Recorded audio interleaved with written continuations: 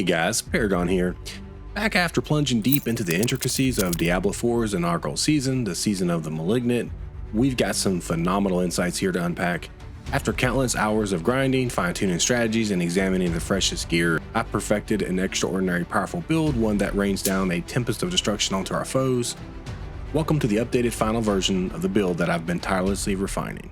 It's now a triple threat, having honed all three types of imbuments, Shadow, Cold, and Poison, to truly maximize damage output and enhance the clear speed to an unparalleled level. The moment this mighty Trinity build was unleashed, it began wreaking havoc upon adversaries. At a meager level 35, I was effortlessly conquering the capstone dungeon and unlocking World Tier 3, with just a few select aspects. After enhancing my gear, the ensuing victories continued unabated. I triumphed over the subsequent capstone dungeon, propelling myself straight into World Tier 4 at level 55, encountering almost no resistance. Let me give you the rundown. This revamped build, now equipped with Shadow, Cold, and Poison imbuments, dishes out an astronomical amount of damage, providing rapid clearing speed and first-class mobility. We're looking at a critical strike chance of around 65%, and that's even before acquiring the most optimum gear. This formidable combination is your express pass, guiding you from the early phases directly into the end-game pandemonium. At the crux of this build lies its ability to unleash devastating damage. We're capitalizing on the potency of the triple imbuments, combining them with the pivotal passive skill that bolsters Poison imbuments with an extra 75% damage from critical strikes. Integrate this with a few hand-picked aspects and we're talking about damage figures that will stun you. Imagine this, facing a dungeon boss, you strike once or twice, then recline as the triple imbuement takes over. It's an awe-inspiring sight. Moreover, you preserve the unrivaled mobility of the rogue class. Courtesy of the seasonal hearts you accumulate, you morph into a nearly invincible powerhouse. You can tackle most adversaries without a strain. Now let's talk about the gear choices, the seasonal heart choices, the aspect changes, the gear stats we are looking to prioritize, the basic rotation of the build, and the basic changes that we made to the build. Alright guys, before we talk about the aspects and the gear real quick, I just wanted to say I have an updated build guide in the description with the updated aspects, as well as a more fleshed out Paragon board for in-game. This is going to be more for a min-max version. So if you're looking for a more friendly version, check out my starter video. For this video, I'm not going to cover everything that I did because I already covered it in the original video. So I'm just going to touch briefly on the major changes that I made and what we're looking for in each piece of gear. So I'm going to talk about aspects, the seasonal hearts that you need, as well as just the key aspects that we changed, and then the stat choices that you should look for in your gear. But I don't want to go too in depth in this because it'll be in the written guide as well, okay? But if you guys have questions or comments, feel free to leave them in the comment section. So this is going to be the most important part of the build. This is our Wrathful Heart and our super, and this allows your attacks to have a 5 to 15% chance to apply all imbuement effects.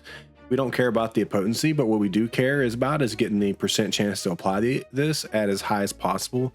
I got a 10% roll, and unfortunately, I would like to have a higher roll, but I found several, and this is the highest I've gotten. So if you get lucky and get a 15%, congratulations. That is going to work much better than what I have, but this still does really, really good work. And even at 5%, I've tried it, and it still works absolutely fine.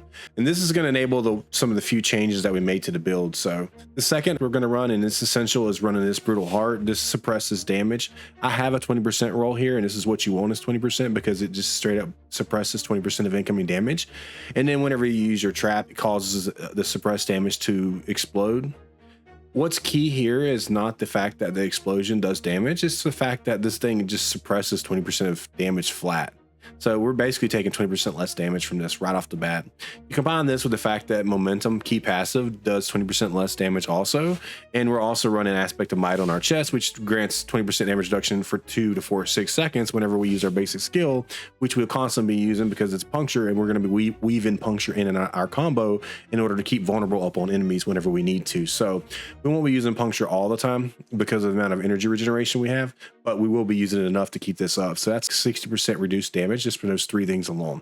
And we have a lot of other sources of damage reduction in this build, including poisoned enemies deal 15% less damage. So as you can see, this heart does a lot of work, and it just makes us insanely tanky. So you got to get this. Now I chose to put Devious on my amulet here, and the reason I did this was because I was tired of getting my resources drained by devious monsters. So if you're unaware, if you run into a Malignant and it's devious, all the monsters around it will also be devious, and what they do is anytime any of those monsters hit you, they pretty much drain your energy straight to 0. So what sucks is you get hit one time, you lose like 100 energy. So what this does is this takes, instead of losing 100 energy, you only lose 10 energy, and it basically negates that effect. It also makes it very, very easy to do the Overpowered fight, because when he hits you, he drains your energy to 0. And with this up, you pretty much have no energy issues. This is more of like a quality of life thing when fighting the devious in Nightmare Dungeons, so it feels good. The biggest changes that we made is that we put in Umbra on the ring. This restores 1 to 4 energy whenever we crowd control an enemy, and we do a lot of crowd control with this build. Basically, we daze constantly, we freeze, we knock down, we stun, we do chill effect. There's a lot of different ways to CC in this build, and every time any of those things happen, we get energy back. So we're going to generate so much energy with this aspect that you're going to have a hard time spending it. Especially if you combine it with the fact that we're running Ravenous Ring here, which gives us 60% increase in energy regeneration for 4 seconds. Now this can roll 50 to 70%, so you can get a better roll than this, but this works really, really well in conjunction with this. And so it just generates a lot of energy. And you combine that with the fact that we're running Preparation. Every 100 energy you spend reduces your ultimate's cooldown by 5 seconds. It allows us to keep our Shadow Clone up almost permanently. And now it'll have some downtime, but very little, especially if you're moving quickly between groups. So Shadow Clone is up a lot, which is really nice because Imitated Imbuement is going to allow the Shadow Clone to imitate our imbuement. So what it does is whenever we cast an imbuement, the Shadow Clone will imbue his weapon. You both actually apply 75% more damage with your poison. So you're just doubling the amount of poison your enemy has. So this really does some really good work in combination with the ability to generate a ton of energy, which allows us to keep our Shadow Clone up more. So what you'll find is it feels better because you can use more hidden blades, and you can use your Shadow Clone more often. So I made the change of just running Umbra and Ravenous because I felt like it just gives so much energy regeneration and quality of life. Manglers is still on our helmet. This is how we generate days. This is a change that I made, Unstable Imbuments. This aspect, when casting an imbuement skill, triggers an explosion. The explosion is going to be the same type of damage that the imbuement is. So if it's Shadow Imbuement, it'll trigger a Shadow explosion. Poison will trigger a poison explosion, and Cold Imbuement will trigger a cold explosion, dealing cold damage. Now, any of these damages can also apply effects like cold can freeze and chill, which is also forms of CC. And what makes this nice is because we have this heart that has a 10% chance to apply all imbuments. Whenever this goes off, all 3 imbuments get applied, and all 3 imbuments actually explode. So this actually gets triple work out of this aspect. So you see triple explosions going off, and it doing Shadow, Cold, and Poison all at the same time. So this really, really does put a lot of work in. I really like this imbuement. So this is going to be one of our key aspects for obvious reasons, Twisting Blade, and you want a good roll, and it's going to need to go in your crossbow. For boots, you want to roll Critical Strikes, grant 10% increased movement speed. So alternatively, if you can decide to run Shadow Step instead of Dash because you want an extra source of Unstoppable, which is perfectly fine, then I would change this to Unstoppable grants movement speed instead, if you like to run that. I personally like Dash myself just for the ability to get out of the way of stuff like slams and stuff. Because we don't have a lot of forms of Unstoppable, some people may want to run this Shadow Step. So if you do, that's fine. I personally like to run Dash. Also, make sure that you're running Topaz Jewels. Notice that these are 50% damage reduction while control impaired. This counts when we're actually stunned, CC'd, slowed, dazed, blind. Like there's a whole bunch of ways to CC in this game. And any of those things that CC us, it proc this damage reduction. So you'll find that this damage reduction, it goes off a lot in this game. You really can't go wrong with Topaz, especially if you don't have your ability up to become unstoppable and we're CC'd or stunned, you'll almost take no damage. So that's most of the changes that we made. I'll talk about the rest of the aspects really quickly, and then I'll go over some key stats, and then we'll talk about the passives.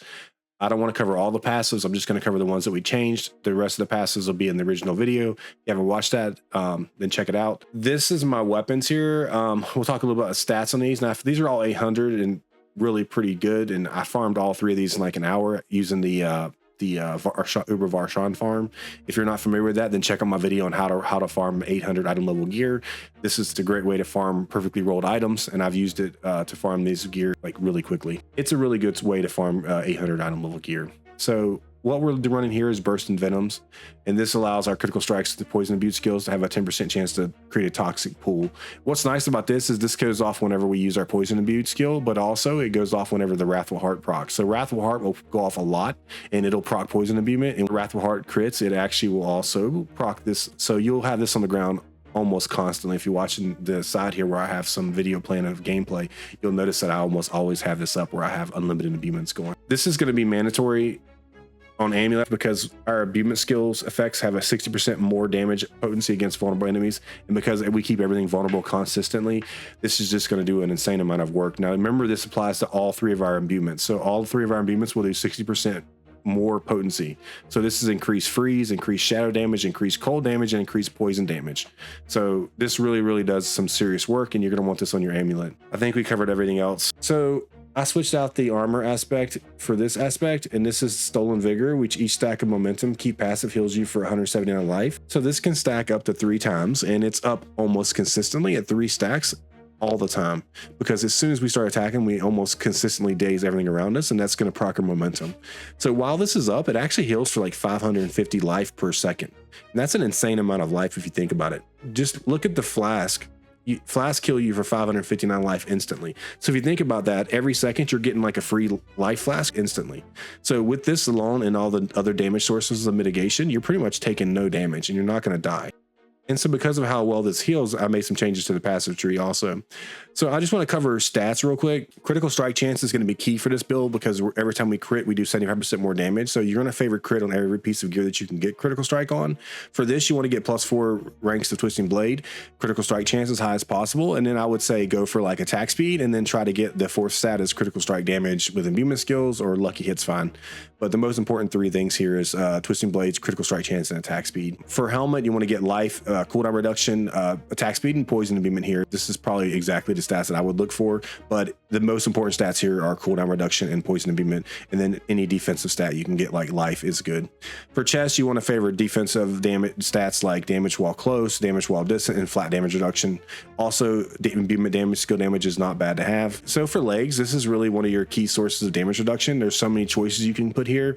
I really like damage reduction while injured on this, in combination with damage reduction while injured on boost. This is an 80% damage reduction while injured. So when you drop the low life, which is 30%, you have 80% damage reduction while injured. So when this kicks in combination with your Stolen Vigor, the amount of life that you heal, you pretty much will get to 30% life and just sit there, because you'll heal faster than most times anything can deal damage to you, because this damage reduction, it also works with the other amounts of damage suppression and reduction with momentum. So we have a lot of sources of damage reduction. So not only look for damage reduction while injured on your legs, I would also look for like flat damage reduction, increase of life, dodge chance while close, or ideally you would like to have damage reduction while close, because most of our damage is going to be up close, and so damage reduction while close can roll up to I think 20% now. So try to look for damage reduction while close if you can on this. For boots, ideally all you really want is movement speed and energy cost reduction. If you can get damage reduction while injured, that's going to be just extra icing on the cake. The 4th stat, I don't really care what you get on there. For weapons, you want to favor vulnerability, critical strike damage, and dexterity, because those are all multiplicative sources of damage, so favor those on all 3 of your weapons. For rings, you want critical strike chance, vulnerable, and you want critical strike damage. Resource generation is good, and imbued skill damage is okay. There's also critical strikes with imbuement skills, which is okay, but ideally you want to get just critical strike chance as high as possible.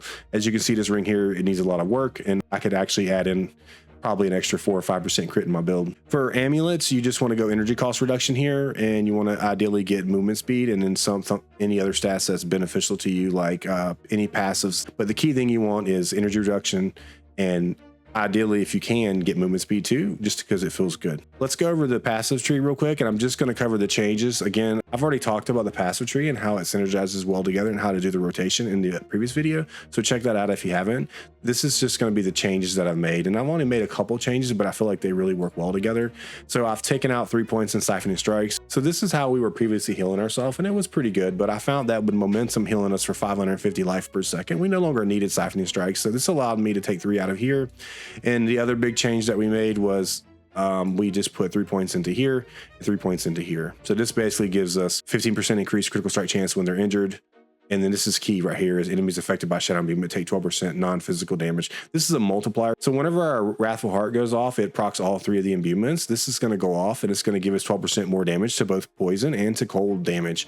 And so this is really, really nice. So we're really taking advantage of all three of these imbuements going off at one time and going off consistently. So what you'll find is that you'll dash through groups of mobs and the Shadow and Cold will go off. It'll freeze them, stun them, chill them, and it'll actually explode them with shadow damage. So you'll poison them and then they'll just die instantly and they'll all explode and kill each other. So you still get the benefit of having shadow up and cold up all the time, as well as the increased damage of poison. We did drop some points out of poison in order to get these 3 skills, so our poison does a little bit less work. But besides that, we really didn't change anything else in the build. So everything else is pretty much the same. We're still relying on our shadow clone to do a lot of work. So we're going to have our shadow clone up as much as possible.